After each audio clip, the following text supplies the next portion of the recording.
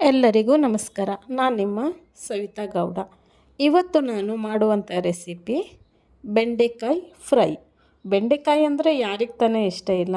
ಇದು ಒಂಥರ all in one ಅಂತ ಹೇಳ್ಬೋದು.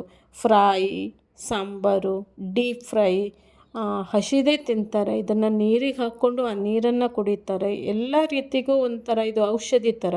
ಮಕ್ಕಳಿಗಂತೂ ಇದು ಕೊಡೋದ್ರಿಂದ ನೆನಪಿನ ಶಕ್ತಿ, ಬುದ್ಧಿಶಕ್ತಿ ತುಂಬಾ ಜಾಸ್ತಿ ಆಗುತ್ತೆ.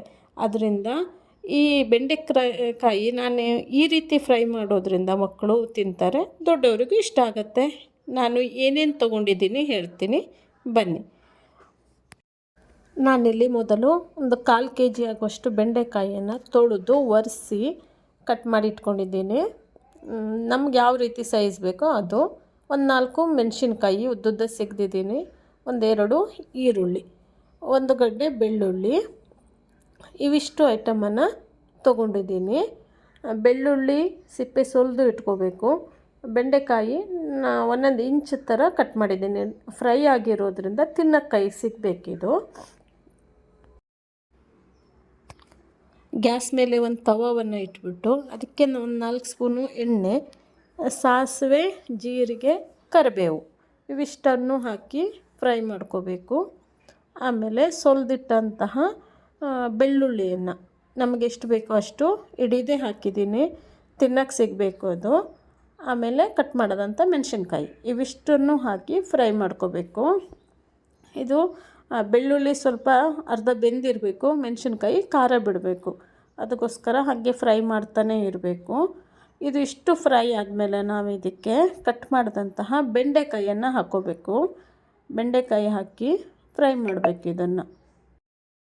ಇದರಲ್ಲಿರುವಂತಹ ನೀರಿನ ಅಂಶ ಎಲ್ಲ ಹೋಗ್ಬಿಟ್ಟು ಫ್ರೈ ಆದಮೇಲೆ ಇದಕ್ಕೆ ರುಚಿಗೆ ಎಷ್ಟು ಬೇಕು ಉಪ್ಪು ಅಷ್ಟನ್ನು ಸೇರಿಸ್ಬಿಟ್ಟು ಮಿಕ್ಸ್ ಮಾಡಿ ಒಂದು 5 ನಿಮಿಷ ಮುಚ್ಚಬೇಕಿದು. ಮುಚ್ಚೆ ಬೇಯಿಸೋದ್ರಿಂದ ಅದು ನಮಗೆ ಬಾಡ್ಕೊಳ್ಳುತ್ತೆ, ತಿನ್ನೋಕ್ಕೆ ಚೆನ್ನಾಗಿರುತ್ತೆ. ಆಮೇಲೆ ಇದಕ್ಕೆ ಅರಿಶಿನ, ಖಾರ ಪುಡಿ ಎಷ್ಟು ಬೇಕು ನಿಮಗೆ ಖಾರಕ್ಕೆ, ಮಕ್ಕಳು ತಿನ್ನೋದಿದ್ರೆ ನೋಡಿ ಹಾಕ್ಕೊಳ್ಳಿ. ಇಲ್ಲಾಂದರೆ ಖಾರ ಪುಡಿ ಹಾಕದೇ ಇದ್ದರೂ ಆಗುತ್ತೆ. ಆಲ್ರೆಡಿ ಮೆಣಸಿನ್ಕಾಯಿ ಖಾರ ಇದ್ದಿರುತ್ತೆ ನಮಗೆ. ಇವಿಷ್ಟನ್ನು ಹಾಕ್ಬಿಟ್ಟು ಫ್ರೈ ಮಾಡಬೇಕು. ಆಮೇಲೆ ಇದಕ್ಕೆ ಉಪ್ಪು ಖಾರ ಅಂಟ್ಕೊತಿದ್ದಂತೆ ಕಟ್ ಮಾಡಿದಂತಹ ಈರುಳ್ಳಿ ಸ್ವಲ್ಪ ದೊಡ್ಡದಾಗಿ ಕಟ್ ಮಾಡಬೇಕು. ಎಲ್ಲ ಮಿಕ್ಸ್ ಮಾಡಬೇಕು. ಇದಕ್ಕೆ ಈರುಳ್ಳಿ ಚೆನ್ನಾಗಿ ಎಲ್ಲ ಕಡೆ ಮಿಕ್ಸ್ ಆದಮೇಲೆ ರುಚಿ ನೋಡಬೇಕು. ರುಚಿಗೆ ನಮಗೆ ಉಪ್ಪು ಸರಿ ಹೋಗಿದೆ ಅಂತ ನೋಡಿಕೊಂಡು ಮತ್ತೆ 2 ಸೆಕೆಂಡ್ ಇದನ್ನು ಮುಚ್ಚಬೇಕು. ಜಾಸ್ತಿ ಹೊತ್ತು ಮುಚ್ಚಬಾರ್ದು. ಈರುಳ್ಳಿ ಜಾಸ್ತಿ ಬೇಯಬಾರ್ದು. ಅದು ಕಚ್ಚ ಅಂತ ತಿಂತಾ ಇರೋಕ್ಕೆ ತುಂಬ ಚೆನ್ನಾಗಿರುತ್ತೆ. ಒಂದು 2 ಸೆಕೆಂಡ್ ಮುಚ್ಚಿಬಿಟ್ಟು ಇದನ್ನು ತೆಗಿಬೇಕು. ಆಮೇಲೆ ಸರಿಯಾಗಿ ಒಂದು ಮಿಕ್ಸ್ ಮಾಡಿಬಿಟ್ರೆ ಬೆಂಡೆಕಾಯಿ ಫ್ರೈ ರೆಡಿ. ಚಪಾತಿ, ರೈಸು, ಮಜ್ಜಿಗೆ ಅನ್ನ ತುಂಬ ಚೆನ್ನಾಗಿರುತ್ತೆ. ಮಕ್ಕಳ ಲಂಚ್ ಬಾಕ್ಸಿಗೆ ಯಾವ ಮಕ್ಕಳು ತರಕಾರಿ ತಿನ್ನಲ್ಲ ಅಂತಾರೋ ಅವರಿಗೆ ಈ ರೀತಿ ಮಾಡಿಕೊಟ್ರೆ ಅದು ಈರುಳ್ಳಿಯಲ್ಲಿರುವಂಥ ಸ್ವೀಟು ಚೆನ್ನಾಗಿರುತ್ತೆ. ತುಂಬಾ ಈರುಳ್ಳಿ ಬೇಯಿಸಬಾರ್ದು, 2 ಸೆಕೆಂಡ್ ಬೇಯಿಸಿದರೆ ಸಾಕಾಗತ್ತೆ. ಅದಕ್ಕೆ ನಾನು ಕೊನೆಯಲ್ಲಿ ಹಾಕಿದ್ದೀನಿ ಈರುಳ್ಳಿನ. ಚಪಾತಿ ಜೊತೆ, ಅನ್ನದ ಜೊತೆ ತುಂಬ ಚೆನ್ನಾಗಿರುತ್ತೆ. ಮಕ್ಕಳು ಇಷ್ಟಪಟ್ಟು ತಿಂತಾರೆ. ಸೈಡಲ್ಲಿ ಹಾಕ್ಕೊಟ್ರೆ ಖುಷಿಯಿಂದ ಪ್ಲೇಟಲ್ಲಿ ಸ್ನ್ಯಾಕ್ಸ್ ರೂಪದಲ್ಲಿ ಕೊಟ್ಟರು ಖುಷಿಯಿಂದ ತಿಂತಾರೆ.